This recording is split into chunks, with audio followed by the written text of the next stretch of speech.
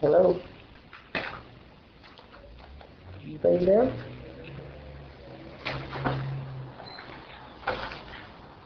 I guess you didn't make it again.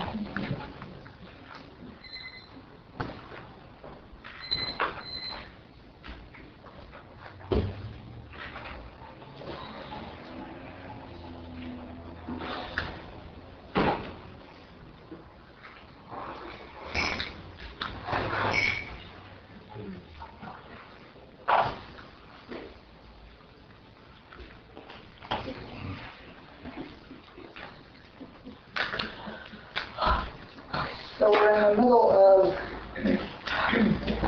chapter 6, which is on rising to spiritual consciousness. And we sort of reviewed the obstacles, which should have reminded you a lot about emptying out stuff that we talked about in chapter 1. And we're in the part of going through the practices, and there are a couple of more important practices we get to talk about tonight. And then we'll see where we are. So I think we're starting down at self-inquiry.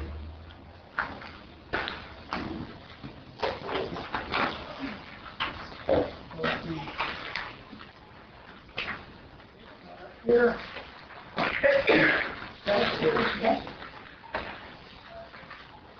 Self-inquiry. Another tool for getting into the silence to experience who we really are is called self-inquiry. Robert says self-inquiry is the most direct path. For example, suppose we're trying to be silent, but we can't because our mind is chattering. We simply ask ourselves, who's thinking? Our mind will say, I'm thinking. We then ask, who is this I that's thinking? And listen. We never answer the second question, we just listen. This question goes to the root of the problem. The problem is not that we're thinking rather than being silent. The problem is that we're identified with the one who is thinking. Our identification with our individual body minds is the problem. Taking a step back and identifying with the consciousness that we really are, being the spiritual consciousness, is the solution. So we ask, who is this I? Or alternatively, where did this I come from? And wait silently for an answer. After a while, or maybe almost immediately, the mind generates another thought or question, and we ask again, who's thinking? As we continue this process, the gap between thoughts will expand. Following that, I know some of you haven't seen it, and some of you haven't played it, and others have. You see what we're doing? Okay. We can practice self-inquiry all day long. We don't have to be sitting somewhere alone to practice self-inquiry. If we're on the freeway, instead of getting irate at the person who cuts us off, we ask, who's getting irate? And the answer will be, I am. So we ask, well, who is this I? Where did this I come from? And listen. We can use the technique constantly whenever we have any experience, good or bad. Who is getting upset? Or who is afraid? Or who is becoming elated? I notice people tend to use it less frequently to control ecstasy and elation and fear, but the same problem. We constantly inquire who it is that's having any reaction, because it's the idea that there is a personal human self that is causing the reaction. If I'm afraid, the I that thinks it's afraid is myself. This illusory self that thinks it's separate from what is, and that self truly doesn't exist. That self is just a concept in mind, so we continually go back and confront the ego center, which is the source of the idea that there is a problem. After we ask, who is this I, or where does this I come from, Robert told us to abide in the I. While we're silently not answering the final question, we look to the source of this I thought.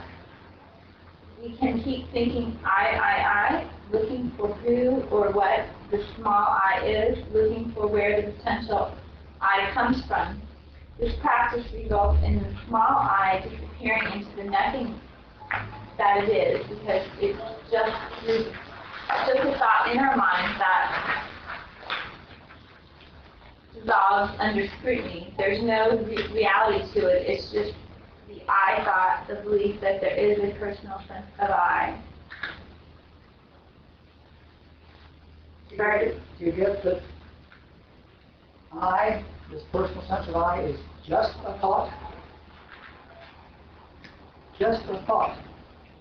No more reality. It's just a thought like any other thought in your mind. We once did a class here that was entitled, Who Would You Be If You Never Thought Your Name? If you never thought I. If you thought everything else that you think, but the pronoun I and your own name never crossed your mind, who would you be? Which is an interesting question to play with if you're inclined to do that. So with this technique, so basically, the way can you give some examples maybe, like of how to, I don't know, I guess I understand the concept, but I'm still not getting it. Well, the examples are there. If you find yourself getting upset about something, instead of trying to solve the upsetness, or instead of trying to recite mantras or something like that, you ask the question, who's getting upset? Who thinks they're getting upset? Who is this I that's getting upset? And you try to identify this one that's getting upset.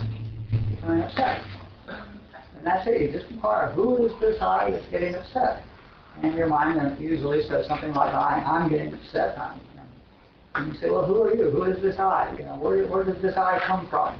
But now there's this thought in your mind that I am getting upset.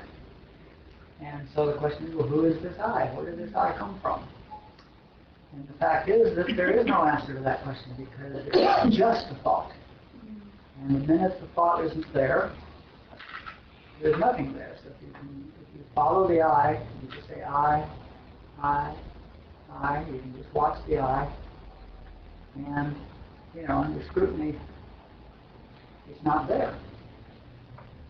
So that dissolves it by questioning it, it just dissipates it off. Right? Yeah. Well, it was never there to begin with. What you see is that there's no answer to that question.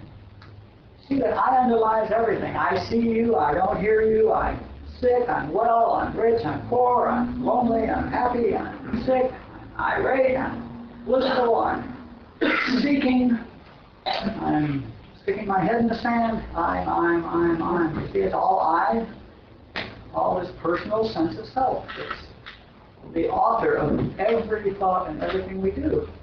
And just the illusion of the I, that there is an I, is because of the endless continuity of our self-thinking I. The fact is that our mind endlessly chatters about I. And because it endlessly chatters about I, there is this illusion of continuity. In fact, each I thought is a discrete I thought. And there's no continuity between thoughts, but the mind goes so constantly that we never see a gap between the thoughts. And this will produce the gap. If you say, who is this I? Where did it come from? And listen, there's a gap there. It may be very brief, but you can keep doing that, and the gap spreads. The gap gets further and further apart. So if we eliminate the personal sense of I, does that eliminate thought? No. There will still be immediately responsive thought. The data bank still works. Robert's personal sense of I was completely annihilated. It was not there at all. He never had any sense of self. And he remembered telephone numbers and stuff like that, and he was able to give classes and stuff like that. But he never thought he was doing it. If he needed a phone number, he didn't say, gee, I need to remember that phone number. He needs Joe's phone number, and it pops up in his head. Or if he goes to a satsang, and at some point his mouth opens and starts saying stuff. But he never thought he was doing it. He had no sense of, I am doing this. Or I'm not going to do it today. Or I hope I give a good talk. Or I hope I don't do it. No sense of I. But no, thoughts go on, as long as we're in a body there. Thoughts will go on. But there's no attachment to them. They're not my thoughts. I found self-inquiry coming a lot this week in being aware of concepts. Whenever I'm thinking, my mind is racing. Whose mind is racing? I'm in a hurry to get there. Who's in a hurry to get there? Whatever the thought comes up, I immediately started countering it with, I'm so smart. Who's so smart? I'm so whatever. Who's so, just constantly, every single thought that comes up about me, I identify that as like a concept, and then You see that I, that's so smart or busy or whatever, is the role in the Leelaa. Not the actor, that's the part, that's the role. The play is not who you are. That I is not who we are.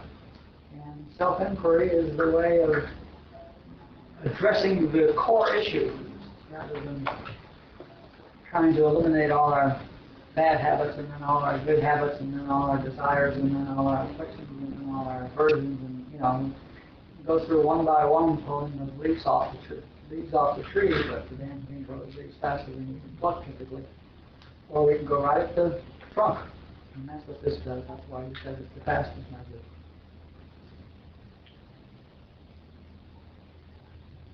Play with it. Do the last paragraph of that one, please. Practicing self-inquiry for a sufficient period of time may result in the ability to get into the silence immediately just by thinking who. Ourselves know that the I thought is nothing and the real I is consciousness. So eventually just saying who will drop us directly into the silence. Okay, you get what that is? Enough that we can, I just want you to hear it enough that you can play with it. Try practicing it. Okay, let's go on. The awareness exercise. Barbara introduced a shortcut for getting into the silence, which she called the awareness exercise. It could be done as a guided meditation, if that isn't necessary. We'll give you the directions here so you can play with it. Now, just for case, everybody else close your eyes, and Christy, go ahead and read the whole thing, would you?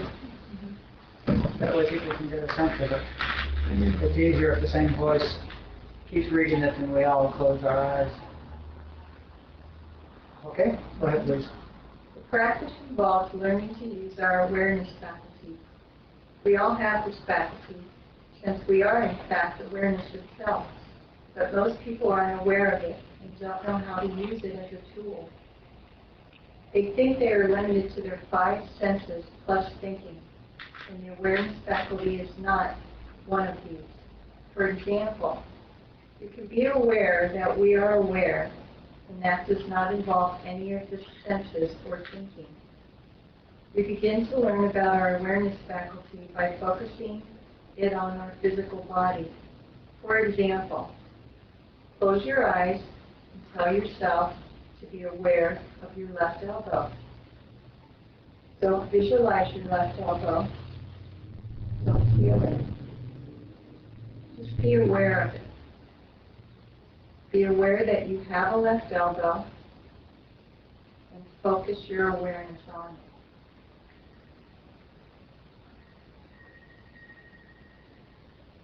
When you are aware of your left elbow without using any of your 5 senses, you can do this really.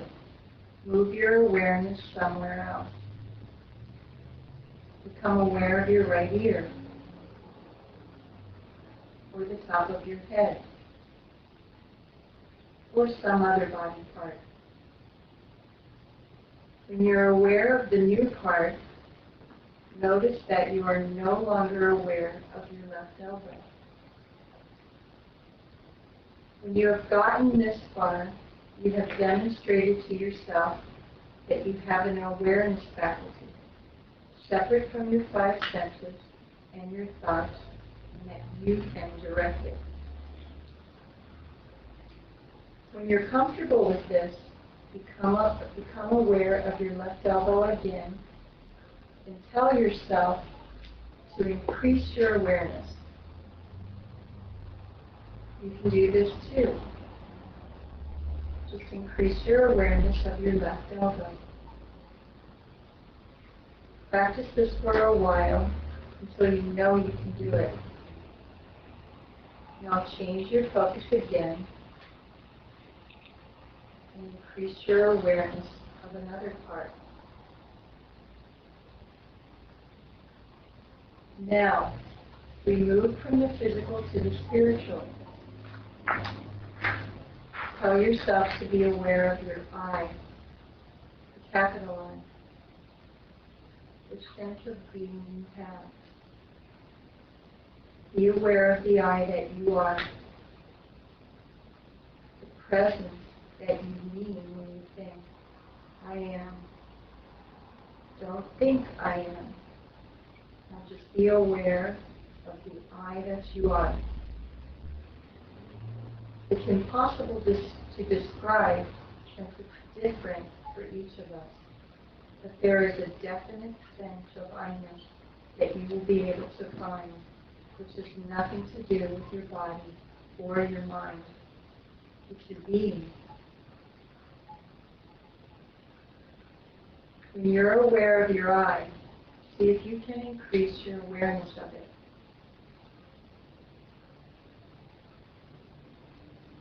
Expand your awareness of I.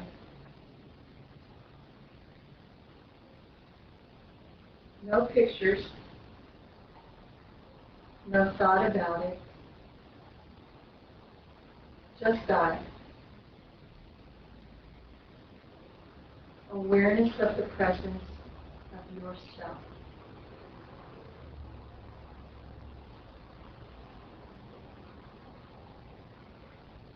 At this point, you are well beyond most people who are totally unaware of their spiritual self. You are actually self-aware rather than body-mind aware. Practice this a few times until you can become aware of your I and increase that awareness easily. Now, while still aware of your I, tell yourself to be aware of the silence that is behind I, or which contains I, or underlines I.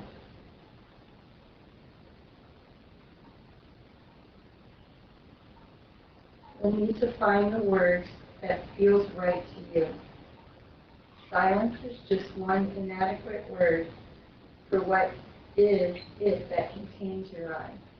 It's not silent. It's also neither space nor a vacuum. It's consciousness. And it's not behind it, nor does it contain it, or underlie it in a sense of space. It's really nothing, but it's there. It has been well said that silence is not the absence of sound. It's the absence of self, personal self, myself. Whatever it's like for you, whichever term suits you best, become aware of it. And now increase your awareness of the silence.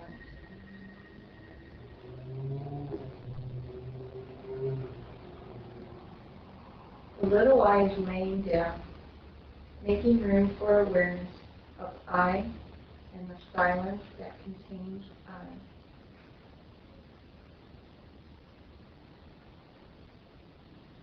You are now in the silence, the jumping off point for mystical experiences.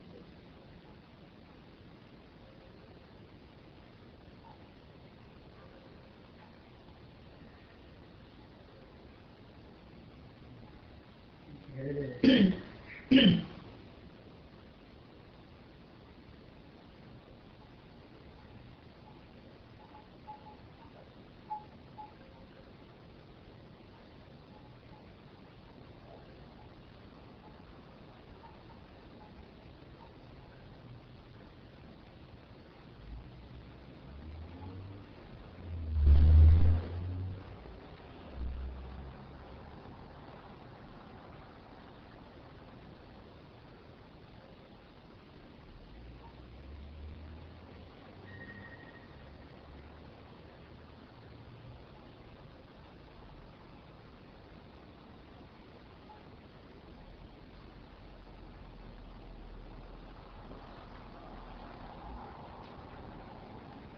This really is a shortcut. It takes a little bit of practice, but not a lot. And go through those 3 stages and practice them and develop the ability to drop into the silence, and you can develop the ability to drop into the silence at will. And finding that silence is, as it says here, it's the jumping off point for the mystical experience. That's where it all begins. It's also what we talked about earlier in the previous chapter about prayer. Being in the silence and being in prayer are identical. That's exactly what Joel meant about by being in prayer. And it's really an absence of the sense of the small I, because of course you're not thinking when you're silent, so there can't be a small I there. So that's the one that's well worthwhile to play with. Now I just, Dulcie has taped on the awareness exercise, a guided meditation that she led, which is like a 20-minute step through that exercise. Although that went pretty well tonight, I felt the silence come in, so I don't know how many of you felt it, but it was here. And we could certainly experience it. In any event, Dulcie has a tape that you can get copies of if you want.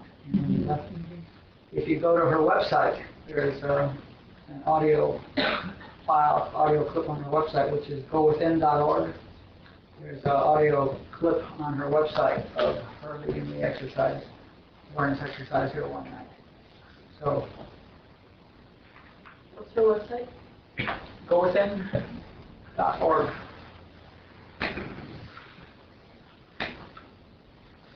So, any questions about that? Well, part of, I think, the reason, for me at least, it was so easy, I don't know if it was easier, because I haven't done this by myself in a long time, was that Christy was reading it, so I didn't have to think about doing it. So I would think it would be helpful to have it on the tape to listen to lead me into it, rather than me having to use my mind to think my way into it. Does that make sense? I hear what you're saying, and that's why I had one person read it, and that's where you get a sense of it. That really the fact works. is that if you read the paragraph about focusing on your elbow and then focusing on your ear, and then close your eyes and try that for a while, that'll be fine. And then if you read the paragraph on, okay, now increase it, then you go back and do that, and you can practice it stage by stage, and it's not like it's complicated. No, I know that, but I just wondered if you heard somebody else doing it, that would take you in quicker. It's not clear to me that it would. I think you could, it's broken down here into like 4 or 5 stages, and I think you could do each stage and practice it until you can feel your elbow, be aware of your elbow, until you can increase it, and until you can be aware of your eye, and then you can increase that, and then be aware of the silence, and then increase that, and you just read it and practice it, and read it and practice it. And for instance, I use this technique to drop into the silence, and I certainly don't go find a tape and put it on. Okay. It takes way too long, The tape the reading was a great pace the first time. But I'm not going to wait 10 minutes for Christy to do that damn thing. I want to get into silence now. I would listen 10 minutes of you, Christy. I know. The thing with downloading it from gowithin.org, it's just the beginning. And I remember doing the awareness thing where you said be aware and then push the awareness out. And I did those really long meditations. And I had to start with the baby step of what you're saying. And then it just gets huge. Then you stop doing it.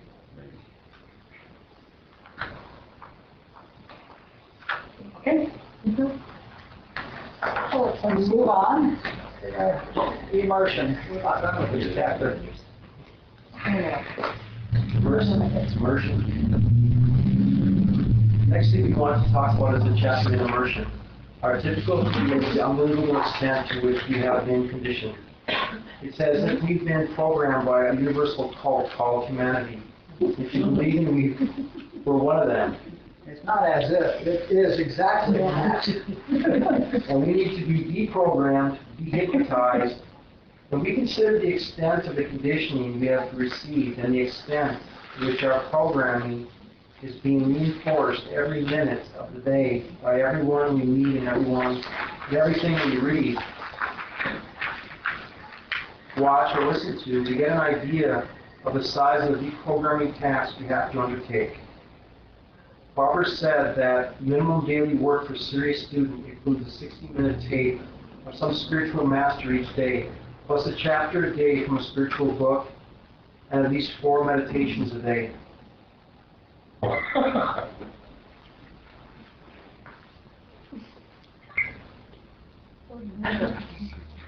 Focusing on one tape and hearing it over and over again, letting it settle deeper and deeper into our consciousness each time is better than hearing lots of tapes.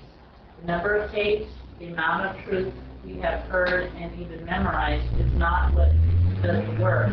Getting one truth into our consciousness so that we can experience its truth is what does the job. Then we move on to the next one. The deeper our immersion in spiritual truth, the quicker we become deprogrammed, the better chance we have of being the one rather than the one of the 999. So what do you think about a tape a day and a chapter a day and 4 meditations a day? That's great. Most people would croak at that. That would be my day off. You know? Not an unreasonable amount of time to spend on this. Was it 4 meditations? Yeah, she 3 minutes? Or for her, yeah, I mean, it doesn't matter how long a meditation is to get into the silence. She had a list of them, which I'm not sure I can reconstruct precisely, but it was like your first one in the morning is your protective work. And the last, I remember the second one is something or other, maybe healing work or something like that, and the third one is world work. Knowing truth, dumping truth into human consciousness. And the fourth one is what she calls sitting in the lap, which is not doing anything, but just dropping into the silence and feeling the warm fuzzies. And those are the ones she said. But, it's not the duration, but it's getting to the silence, Once you're in the silence, then there's no time there anyway. So it doesn't make any difference whether it's a second or an hour. You don't know what it is until you come out and check your watch. And, if you spend 5 minutes and you haven't found the silence, well, it's just as good to get up and walk away and come back again and do it. But saying this, she also meditated every hour on the hour in case anybody needed healing work or something like that, so they could tune in with her. So she really meditated, 50 minutes out of the hour every hour. So that was after a while. But the more you do, the more you get. It's real simple, I have found on several occasions that I have increased my spiritual work. And every time I have just gone so much deeper, so much faster, Every time I do that, it really moves me when I finally am so used to whatever I'm doing that it doesn't feel like anything. And then it turns up for me, increases for me. And that always immediately takes me much deeper, and then I wind up working there for a while, which may be 6 months, 9 months or so before that, whatever that is settles in, and then it goes again. I'm at the end of one of those cycles right now. Yes. With the they recommend a chapter a day. And I know that I've heard you say and experienced before that, the Joel book, sometimes reading a chapter is a lot because there's so much in there. And so sometimes I've kind of gone back and what you're suggesting is read a page, or if you're reading more than a page, you're missing something. I mean, I guess you just go as far as you think that you can. Well, it depends what you're doing. If you're using a Joel book to set you up for contemplative meditation, then you would just read a paragraph or so until you had a thought. But if you're trying to learn truth, then you might want to read the whole paragraph. You might read it during the day. I mean, you might read it over the day. I often do that with a Joel book. I'll read a chapter a day, but it may be in 12 sittings. Now, they're usually broke down into sections of a page or a page and a half, and I certainly would never read more than one of those. I'll usually read until I've heard something and then set it aside. And an hour later, or 20 minutes later, or 5 minutes later, go back and read another one. But it's certainly not an issue to read the whole chapter a day. And there's no merit badges for how fast to read it. So thanks for asking that question. Having heard a thought, having heard one of Joel's thoughts, having heard what he said about something, usually a paragraph or two or so, there's no sense going on at that point because the thought's in there and you want to let it drop a level, and if you don't, the next level, just push that one right out. But you can hear something and let it sit in and go back. I do that. I listen to barber tapes in the morning. I'm transcribing them and doing some work with them, and I never listen to more than 10 minutes. I listen to 10 minutes, and then I get up and walk away. My attention wanders and I lose focus, and so I'll walk away and come back an hour later. I'll go do something else or meditate or go plant a bush or and come back, and I always break it up. But I listen to typically 2 or 3 tapes a day. I find drive is a great time too. Yeah, if you're driving, that's a good time to listen. Close your eye. Especially good then. Drop that I thought and everything else. Okay, let's do secrecy. And when we're done with this chapter. Finally, let's mention the important spiritual principle of secrecy. Joel stressed this as the most important spiritual principle. Jesus said that when you pray, go to your closet to pray. Don't pray where people can see you. And he said when you give alms, do it in secret. Don't give alms where people can see you. Do all things spiritual, privately, quietly, and in secret.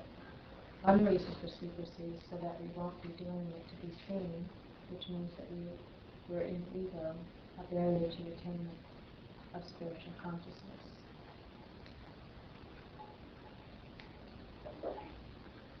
Secrecy is especially important with new truths that we've heard, but which we may not have deeply realized yet.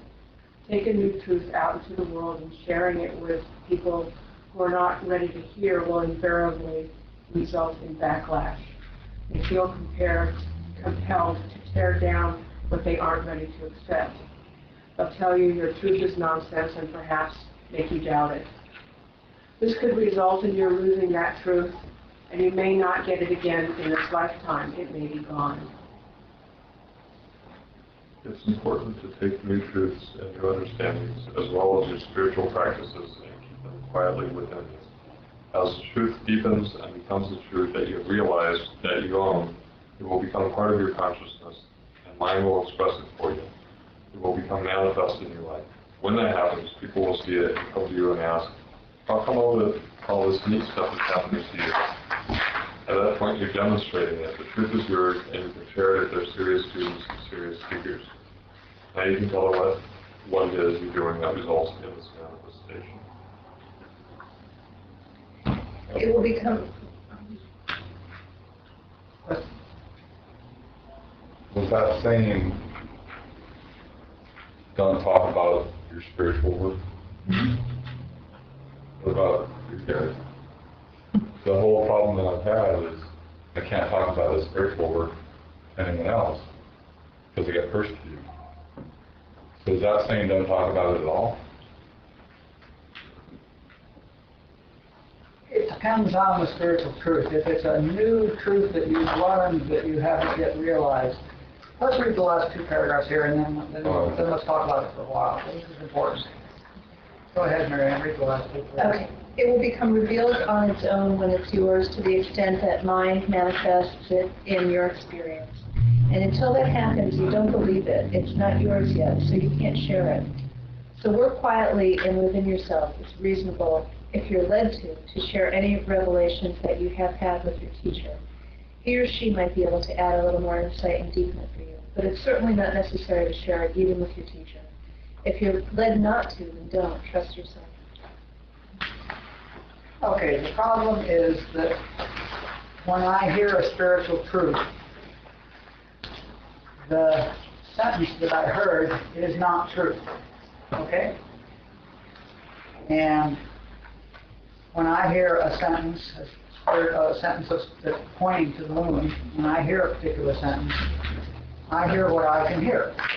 All right, and I can take that within. All right, now you sitting next to me, maybe at a different place than I am spiritually, and you hear the same sentence and you hear it entirely differently. What I hear is right for me, because that's where I am. And what you hear is right for you, because that's where you are. Okay?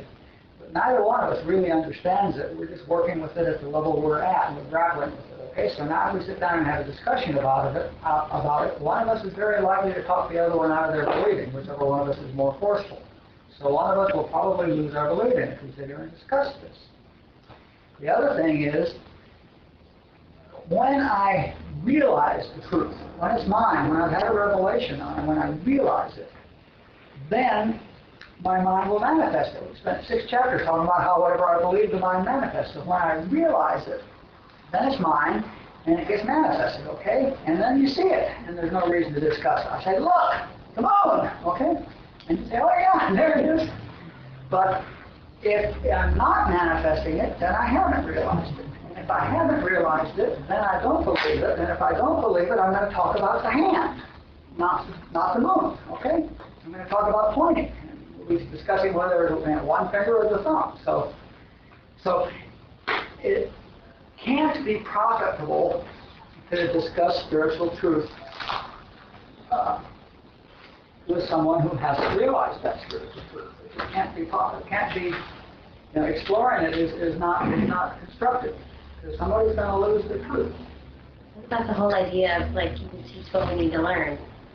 So the more I'm talking about it or focusing on it or sharing it with another friend who's doing spiritual work, the more it's in my consciousness, the more I'm likely to have a revelation about it.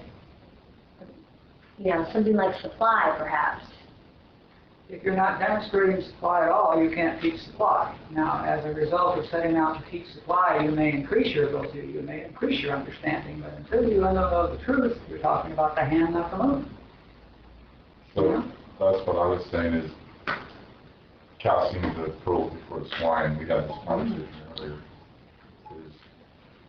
I've lost a bunch of friends because of my spiritual beliefs.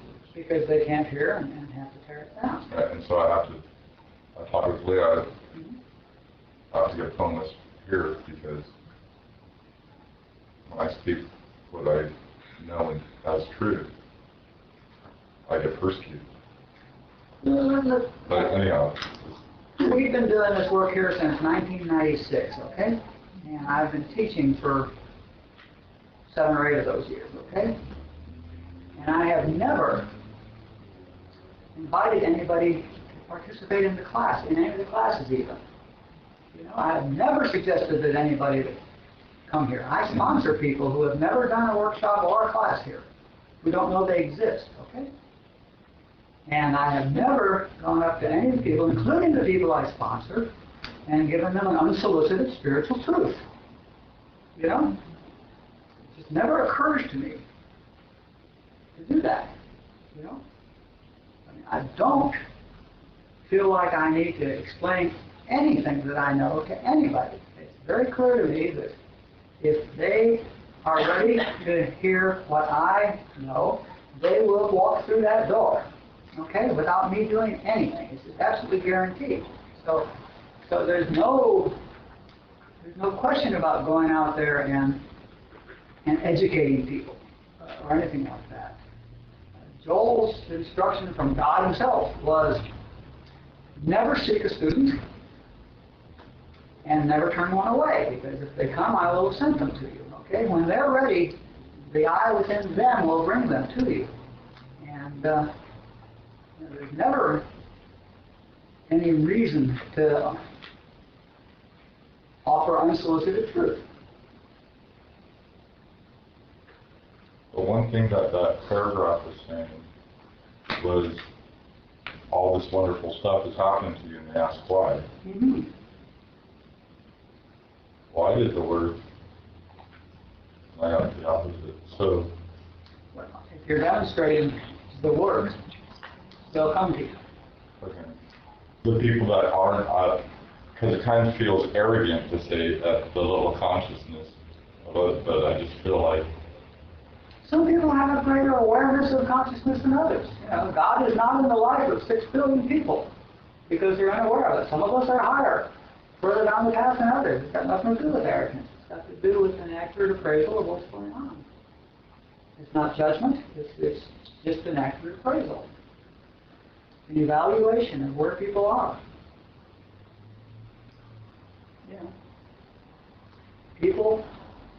It's the same thing with sponsorship. You know, when somebody, we have all this worriness about how I should sponsor people and what I should do and all this, and the fact is, if somebody comes to and asks you to sponsor them, they want what you have. Okay, so you have, and if they seriously want what you have, then they're willing to do some things. And what you have the right to tell them is what you did to get what you have. And there's no other information you have concerning sobriety, you know? And this information may or not be applicable to them, but that's none of your business. They want to know how you got what you have, and that's the only thing you can tell people, you know. We all do it very different ways, and they come to the ones they want to come. Sean is doing wonderful work with taking people through the big book and showing them how he has what he has, you know, and I haven't read a big book in 15 years, and how I share what I have, you know, and we're both sharing what we have, and the people that want to hear or are ready to hear a particular message, go to the particular message, you know, so. But the idea of carrying the light to the sun doesn't work, you know, we don't, it never would occur to me that, and I go to the morning meetings, you know, every morning, and there are typically 80 people there, and 80 of them could use this truth. 80.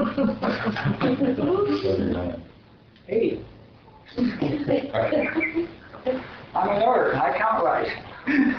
80 of them can use this truth, and 5 or 6 are using it, and 74 are struggling. I mean, 74 of them are sitting there endlessly talking about their script events and resistance behaviors. Okay, that's what the whole thing is about script events and resistance behaviors and anxiety attacks and drama. Okay, emotion. It's all about emotion and reaction. 99% of the meeting is about emotion and reaction. And I know how I stopped being emotional and reacting. But I don't have any idea that any of them could do that or would even want to do that. Okay? They might lose the drama out of their life, think it was boring, and kill themselves. I don't know. Joel says secrecy is the most important spiritual principle, and it is from a selfish viewpoint as much as anything else. Because if you share what you ain't got, you won't have it.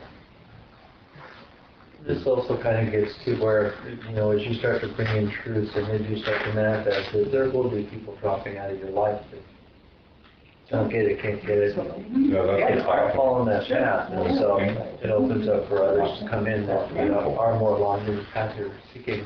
If you are actively working on your spiritual consciousness, as your spiritual consciousness grows, people who are not consistent with your spiritual consciousness, with your beliefs, can't be in your life because your mind is reflecting your consciousness, okay? So people who are not consistent with your consciousness can't be in your life. This includes husbands and mothers and children, well, not children who are under your consciousness, but you know, they keep up or they disappear. They'll just disappear out of your life, you know, and there'll be some human story about it, but you know, they'll disappear.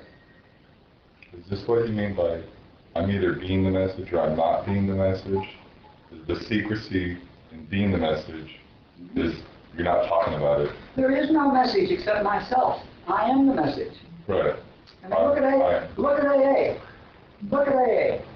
Now, if anybody hears my story and believes that I'm telling the truth when I discuss my 18 years of alcoholism, okay? If they get it that I am an alcoholic, and they look at me now, that's the message. And if they don't get it, there's not much sense my taking them through the book, okay? I am the message. I am the message that Alcoholics Anonymous works. And to the extent that I'm manifesting these truths, I'm I am these truths, okay? It's not that I can tell you these truths. It's not that I've learned these truths. It's not that I understand these truths. Either I am these truths or I'm not, okay? Either I am the message of Alcoholics Anonymous or I'm not. That's what I mean. No truth to carry. People carry the path which they can hear. That's right. They come where they can hear and they get to the right one. It all works perfectly. It's awesome how perfectly it all works. So the different, at different phases of your development in consciousness, a little different. I mean, kind of, you've already touched on that. Well, you attract different people. Like when I was really into going through the big book a lot, and I used to do a lot of groups in my house and different. That was where I was at in my development stage. People would just come out of nowhere and ask me to take them through the book. Right. And I don't. I'm not as into as I've been doing this work. My focus has been more here. Not that I don't. I mean, that still is a really good foundation, but people don't come to me as much for that anymore. And I found myself judging myself because of that. Like somehow I'm not being of service in the same way, or why people ask me to do that anymore. And I guess maybe they, as I grow, I guess my question is, as I grow or other, people grow, then you're a light for different sorts, for different topics. I'll tell you two things about that. One is that I've been sober 29 years. And I haven't been asked by anybody to sponsor them and take them through the steps in 10 years. Okay? They don't come to me. It just never occurs to anybody to come to me to do the steps, Nobody asked me to sponsor them, which is just fine, And I tell other people that there are lots and lots of people in AA who can take them through the big book. Anybody who's been through the big book and has done 9.5 steps and is sober can take somebody through the big book. There are very few that can begin to bring these truths to them. So we work where we are. The other thing is that over the period of years, and it hasn't been happening much lately, but up until 4 or 5 years ago, I used to have, it used to become periods, that all of a sudden, 3 people that I was working with, not necessarily directly sponsored, but 3 people that I was walking with on a weekly basis would make excuses or disappear. And within 2 weeks, 3 new people would come and see if they could walk with me, okay? And it was all, I laughed because God was making sure I caught it, 3 would disappear and 3 would appear. And it was my way of measuring the fact that I'm still making progress, because there were 3 people that couldn't keep up and dropped out, and there were 3 people that I now had something they needed to hear, and they would come, and that happened maybe 3 times that happened, and people dropped out and people came away. Now it's going much slower. Well, you said to me, and that we say change our playmates and playgrounds. And then he said, just because I've been sober this long doesn't mean that still doesn't happen. Because I lost my 3 best friends, in 1 week. And that was last week. So, it kind of goes on the premise of what you're saying. And I feel a sorrow, but I just can't have these conversations. And the whole reason I'm having this dialogue is because that paragraph we just read had to do with secrecy. But I really need people that I can talk with this about. So the secrecy... You can talk about your practice. You can talk about the workshops you're doing. You can talk about all sorts of things like that. What you can't talk about is spiritual truths that you have heard that you're not yet demonstrating. Your spiritual truths are the secrets that need to be taken inside and grown.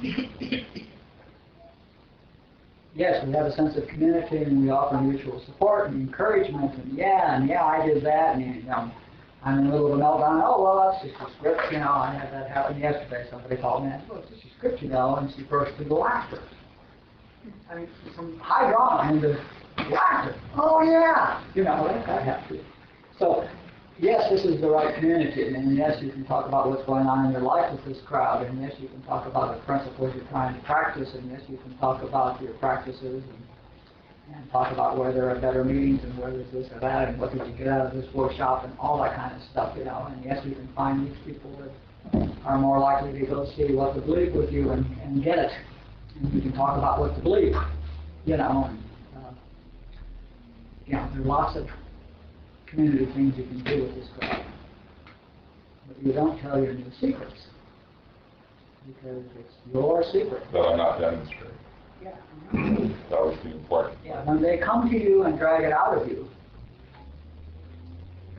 I was with Rashneesh for 6 months, and then I came back here and I didn't talk about it, and I didn't sponsor anybody, and I didn't do anything except go to meetings and be quiet. And this went on the first 5 years it went on. And then somebody, for no possible reason, walked up to me, you know, had never heard me say a word, and walked up to me and said, "Will you be my sponsor?" And I said, "Well, let's talk about it."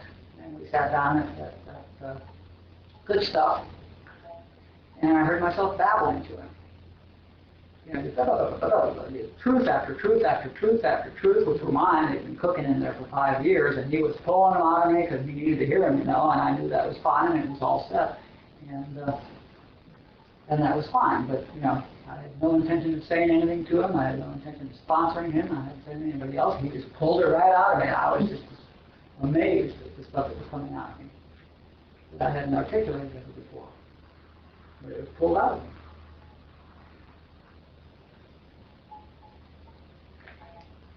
That's probably enough on that. Well, you know, we got only 8 more minutes. Let's don't even start this last chapter.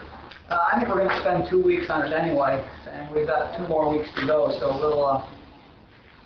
we'll do that, and we'll leave the 8th chapter is spiritual principles, and that would be a good place to kick off the work after Labor Day. So we'll start on practical mysticism next week. We have a chapter that I just put up on the website this weekend. Bring that one next week, and we'll spend 2 weeks on that, and then we'll take a break. Yeah, we're not done. We'll talk for a while. Oh, and I just want to ask about that. Do you know when you'll have the list up of who's in your classes? Nope. Okay. Everybody that signed up is in something. And people are still getting bumped out of the Sunday group into the Saturday group on people who didn't know about the workshops and who can't come on Saturday come up. Then people who prefer Sunday but can come on Saturday sometimes get moved. So I don't know how that's working. Is your Friday class going to happen? Because you weren't sure whether you're I still don't know. Okay. There's like 6 people in it now. Okay. The Monday group will continue. There's Sunday and Saturday groups are definitely happening. We got 30 in the Sunday group and 19 in the Saturday group, so that's happening. So Monday we have to, you said we don't have to sign up for a week, but you kind of want to know if we're going to attend or not? Yeah, but I don't care. You don't have to do that anymore. I know now that it's going to happen, you know. Right. So we'll do 2 weeks on practical mysticism, which I think is going to be a bunch of jumping off places to talk, and then we'll start over again after Labor Day.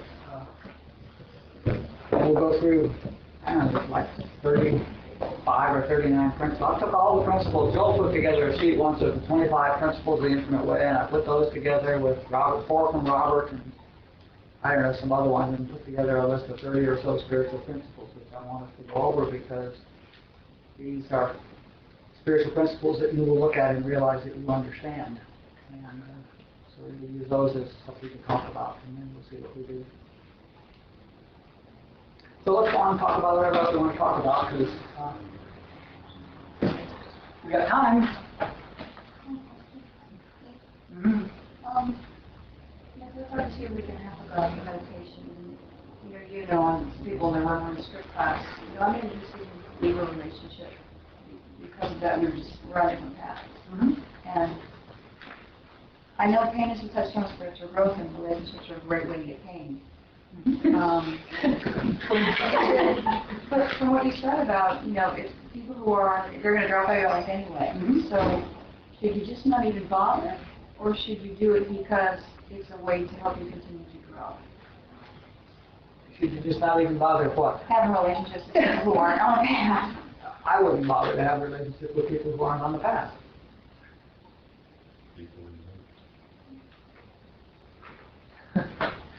We don't need to worry about... See, I was going to say, look around.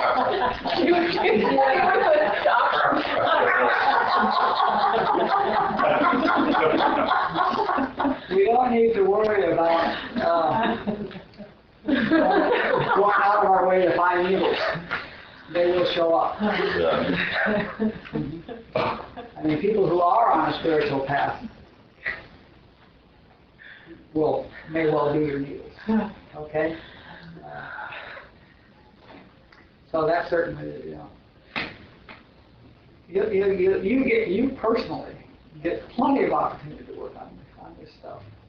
They give you opportunities at work and everywhere to do this work, so you don't need to worry about that. I wouldn't.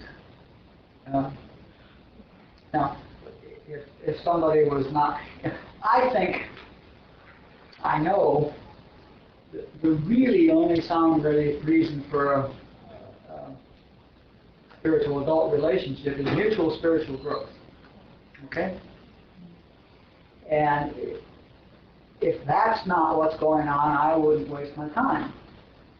If I'm not interested in their spiritual growth and they're not interested in my spiritual growth, then the 10 non-negotiables can't possibly happen. And then, therefore, a relationship with joy can't possibly happen. And why would I spend my time over there? We wind up, thinking he's going to change sometime in the future or hoping he'll change. I just see no payoff in that. I like what Rashneesh says. He says, falling in love is like falling in a ditch. Yeah. But he says, rise in love. So we call it falling in love, but it's falling in heat. I mean, get real. It has nothing to do with love. We're in heat, unless we're in a relationship between spiritual adults who are interested in mutual spiritual growth and have decided that their mutual spiritual growth is enhanced by working together. That would be the basis on which I would get into that kind of a relationship, and the only basis on which I get into that kind of relationship again. And it could happen. I'm not close to it at all. But then again, I was thinking, I totally agree, but I don't know how consciously I've picked my relationships in my life, but I know definitely they've all been training grounds for the next space I'm supposed to be in. Yeah, there's no question. So, I mean, it's not like I'm not hearing you tell her, don't ever have a relationship again. I mean, you don't know what that's going to look like necessarily. Although I wouldn't go to a bar to look for somebody because I don't want someone who's drinking. I mean, that kind of thing.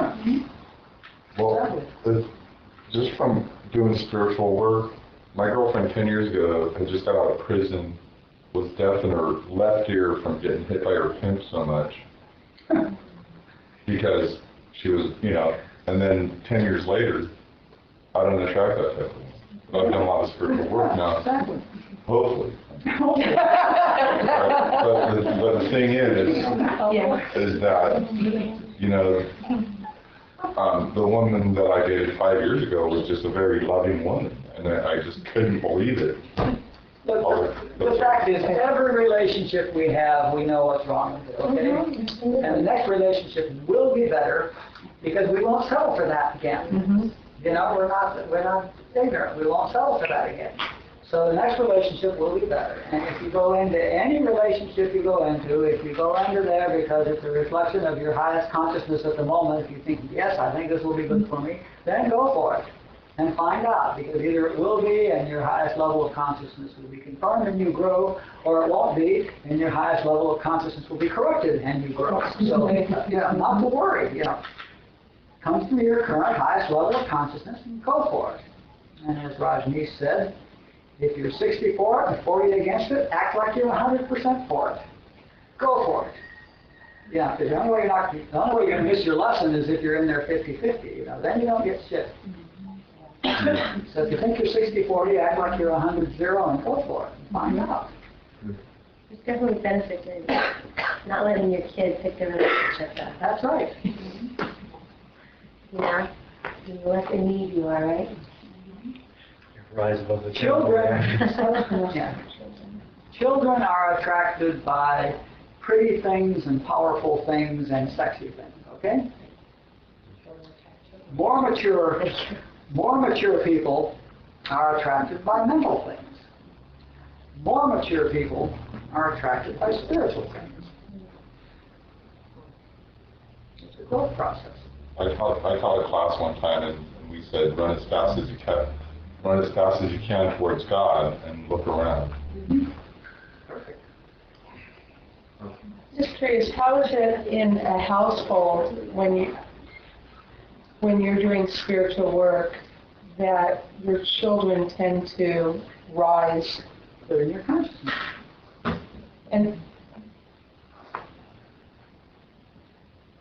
But because they're children, if it was your aunt living with you, would that necessarily happen? She probably wouldn't. She would to the extent that she was open to it. But the children are completely under your consciousness for the first 12 years. I mean, they're in your consciousness. Mothers and in common. But Yeah. husbands, aunts, to the extent that they're open, you know, they can be completely closed and get nothing at all from your presence. So the children, I heard something about, you know, that they actually, that you want to work on your consciousness and the consciousness of your child to actually start before you even conceive, because, and so I guess the question came to me, so when does the soul of the child, is it present when it obviously happens before it's born, it happens at the very time of conception then, if you need to work on your... I don't have any direct experience of that. As best I can ascertain. It comes in whenever it wants to. Yeah. So maybe not necessarily right. It could be, okay. Certainly not. So then it comes in when it wants to and may leave when it wants to, which is sometimes called stillbirth. That was the next question, is how come sometimes then... I don't know, it could be somebody got out and got off, or it could be nobody got out. Yeah. I don't know. I have no, call Dulcie. Dulcie knows all this shit, and I have absolutely no insight into anything having to do with any plane other than this one. Yeah. Can I ask one more quick question about secrecy? Sure. Sometimes, like, you know, if I'm talking with a friend who's not doing the work, I don't have, like 2 or 3 friends that aren't doing the work, and, you know, they'll nonchalantly ask me what I'm doing that day. And most of the time my day will include, you know, coming here or doing something like that. Sometimes I don't even feel like it's okay for me to say I'm going to a meditation. I say I'm going to meet with a friend. But then I think, well, maybe they know I'm going to meditation. What if they want to come? I don't know. I don't know if they have any insight. Yeah, we were just talking about that earlier today with somebody. I treat all the questions that come to me about spiritual practice or spiritual truth or stuff as I would if it were a little child asking me the question, and I give them the simplest answer I can that answers the question. Okay? What are you doing tonight? Going over to some friend's house. Oh, okay. That's all I want to know is whether you were busy, okay? They didn't want to know what you were doing, they wanted to know whether you were busy or something, okay? The case this afternoon is somebody says, well, how come you don't get your child inoculated against all these childhood diseases? And I suggested an answer to that might be, well, they seem to be doing fine without them, okay? You don't have to explain to them that you know there's no power in diseases and stuff like that and go into healing stuff, and you can just say, well, it doesn't seem to need them. It's our ego that wants to go in, it's in our kid that wants to explain things, isn't it? Yeah. So resistance. Well, I have found, though, at times I'm trying to think about the secrecy of anonymity, and I'm just going to come from now on. It usually for me is who asks, And I will know right away if someone asks, and I'm supposed to break my anonymity. It'll just come out naturally. If you know, you know. And if I feel any way that I'm not supposed to, I don't. So I would think the same thing. I mean, there's been many times I said I'm going to a class that leads to someone, and then that I hadn't thought even before I said it, well, what's the class? And then they end up here. So I would say I just kind of weigh the situation at the moment and try to just come from my honest truth at that point. But I am reticent. I say as little as possible typically to people I don't know. On the other hand, there are people that I see walk into there are two people in the morning meeting right now that I know will be students here in 3 years. And they don't know that I'm there, you know, but I can see the light. I just know, and it may not happen, but I mean, I see the light in those people, and as soon as they get the shit out of their head, they'll see mine, you know?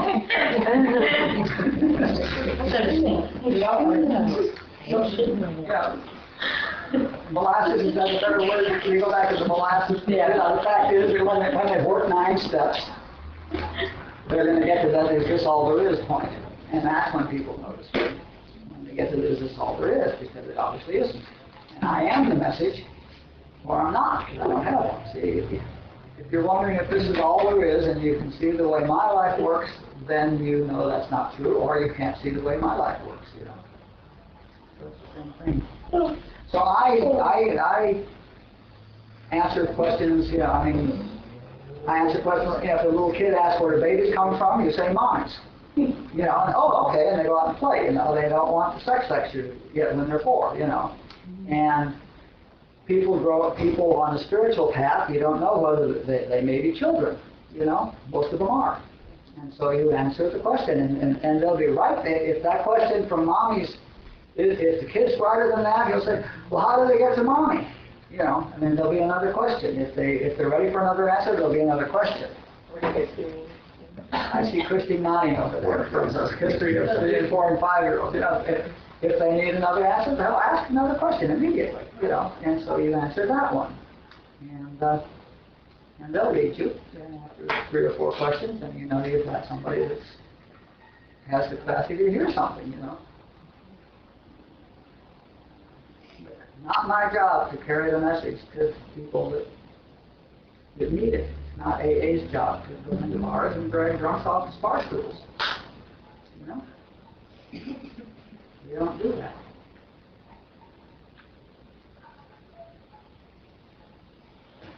Well, it's funny how you and I met, because you came up to me, and then I asked you the next day to be my sponsor. But when people, on the flip side of the question, when people tell me what to do, is that, am I putting it out there for them to tell me? Like, I don't know. I mean, they're either reading your script or executing their resistance behavior. I don't know. I don't know in which. I keep getting this thought deeper and deeper and deeper that we talked about last week about how everybody's hearing something different. Even like when I'm talking with somebody, you know, and I think they're hearing me, but really I'm just hearing me. I don't know what they're hearing. That's right. And I just keep finding myself having this assumption that we're all hearing the same thing. And I keep having to make this correction to myself to say, oh, no. Yep. Everybody's hearing something different. Or like, we both read the book, and I think that we both read the book, but really... Yeah, if instead of continuing this course, we started over in 4 weeks and started in front of this book, it would be a totally different class for everybody in here. Everybody, myself included, would have a totally different experience with the book this time through. Because we all have heard the book now. And so how we hear the first chapters will be very different having heard 8 chapters, right? I mean, when they're sitting there and says, oh my God, you don't expect me to give up that shit? You know, when we talk about emptying out, we're going to say, well, of course, you know. But similarly, and that's because we're at a different place the second time through. Similarly, we all started at different places the first time through, so of course we all heard it differently. And that's why I say we don't want to go outside and discuss these truths, these new truths with each other. Well, what do you think he said? Well, what do you think he said? You know, the fact is that you are hearing exactly what you're supposed to hear. You're hearing as much as you can hear, and that should be let in. And you don't need to ever tell anybody what you've heard.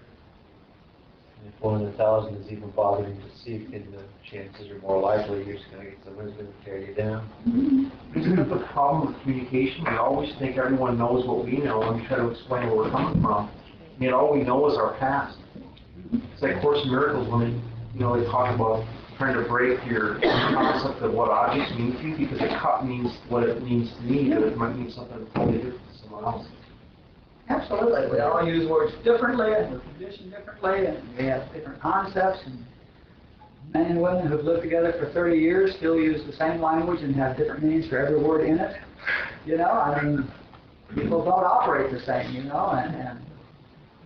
30-year-olds and 40-year-olds hear the same sentence differently, and 20-year-olds do, and people in Manhattan Beach hear things differently from people in Hermosa Beach, and people who had a bad lunch hear different things differently from people who had a good lunch, and it's just, there's not a chance that you're in 100% communication with anybody except God.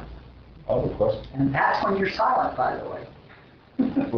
With that, this is the most solid group I've been in on a Monday night. And I've done the work with these people for years. And it just seems that even though we're hearing it differently, there's such a high level of consciousness in here that no one's leaving, because we're hearing something a lot more clear and we're a lot more aware. And I'm really grateful for that.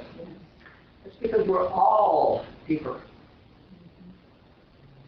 I'm much deeper after my last 6 months of work, but all of you are much deeper too. I mean, I see it. We're all much deeper. This class is a much higher class than any class we've ever had before.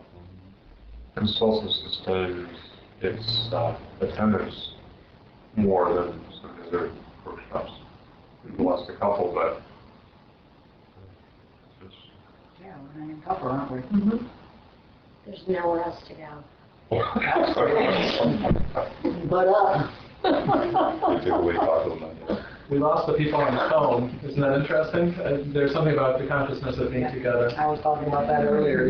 4 people signed up to do this class by phone, and we haven't heard from any of them in 4 weeks. We've had 3 phone calls from people who didn't sign up to do this by phone, but who were part of this group who were interested enough to call in when they had to be out of town. And Dell, bless her heart, is trying, but she can't get the phone to work.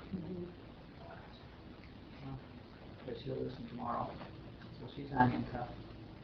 And Jay would be here, but he's in Switzerland right now, or Switzerland. So there's 20 of us here, so there's 22 of us out of the 30, and there were 26 actually that were not long distance people. So there's 22 out of 26 that are here, which is pretty amazing.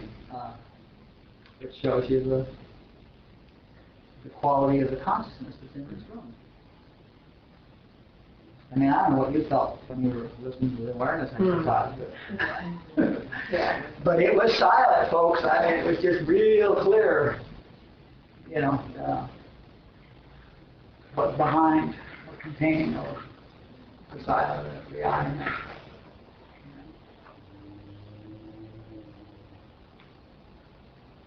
Well, this is more fun than starting the next chapter anyway, wasn't it? Yeah. All right, let's get quiet. And next week we'll do chapter 7, and we'll finish that the following week, and that'll be a wrap on this gathering. I don't want to call it. What do we call it? It's a book study, isn't it? Mm-hmm. It's not a workshop. It's not a class. It's a book study. Awakening. An awakening.